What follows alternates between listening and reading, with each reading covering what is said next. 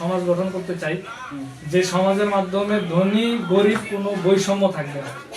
গরিব তার হক পাবে, ধনী তার হক পাবে। বাংলাদেশে যদি যাকাত ব্যবস্থা হয়ে যায় তাহলে আর কোনো বৈষম্য থাকবে না এবং প্রত্যেকটা নাগরিক তার অধিকার বুঝে পাবে। আমরা এমন একটি রাষ্ট্র গঠন করতে চাই যে রাষ্ট্রের ভিতরে আপনার প্রতি মাসে আমাদের যে অর্থ বছরের বাজেট হবে সেই বাজেট অনুযায়ী প্রতি মাসের হিসাব প্রতি মাসেরটা জনগণকে বুঝাই দেওয়া হবে এবং আমাদেরকে নিয়ে আর কেউ সিনিবিনি খেলতে পারবে না।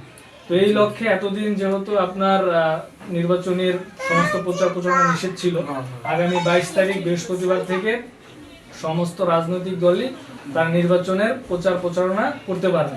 তো এই লক্ষ্যে আমাদের ঢাকা 15 আসন বাংলাদেশ জামাত ইসলামের সম্মানিত আমির ডাক্তার শফিকুর রহমানের সর্বপ্রথম নির্বাচনী সমাবেশ নির্বাচনে যাত্রা করবেন বেলা 2:30টার সময় মিরপুর 10 গোল চত্বর থেকে। তো আমরা তো যাবো ইনশাল্লাহ। এবার আমরা চাই যে সাধারণ সমস্ত জনগণকে একসাথে নিয়ে আমরা এই নির্বাচন প্রচারণাটা অংশগ্রহণ করার জন্য। তো এই লক্ষ্যে বৃহস্পতিবার 12টার সময় খালপার গাড়ি থাকবে, আমরা সবাই একসাথে যাব এবং একসাথে আসবো ইনশাআল্লাহ। আমাদের এই লড়াই শুধু আমরা যারা ইসলামী আন্দোলন করি তাদের জন্য না, সমস্ত জনগণ, 18 কোটি জনগণ।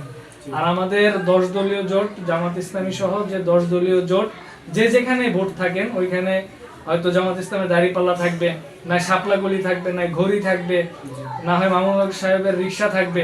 এরকম মোট 10 দলীয় যে নেতাকর্মী মিলে একটি জোট করা হয়েছে বাংলাদেশের জন্য, ঐক্যবদ্ধ বাংলাদেশ নাম দেওয়া হয়েছে। আমাদের ঢাকা 18 আসনে এই জোটগত হিসেবে আমাদের আরিফুল ইসলাম আদিব ভাই, যিনি শাপলাগলি একজন জুলাই যোদ্ধা এবং জুলাই যাদের নেতৃত্বে বাংলাদেশটা আবার দ্বিতীয়বার স্বাধীন হয়েছে, আরিফুল ইসলাম আদিব ভাইকে আপনারা শাপলাগলিতে ভোট দিবেন এবং গণভোটে হ্যাঁ দিবেন। এটা আপনাদের থেকে আমরা প্রত্যাশা করি ইনশাআল্লাহ। আমরা আশা রাখবো যে আপনাদের এখন চোখ খুলে গেছে এই জাতি, আমরা আর পিছিয়ে থাকতে চাই না। আমাদের বাংলাদেশটাকে কেউ লাগাম দিয়ে টোরক এটা আমরা চাই না। বিনিময়ে আমরা আবার এই ন্যায় ইনসাফের জন্য আবার রক্ত দিতে প্রস্তুত, কিন্তু কারো দাসত্ব করার জন্য আমরা ইনশাআল্লাহ। আসসালামু আলাইকুম।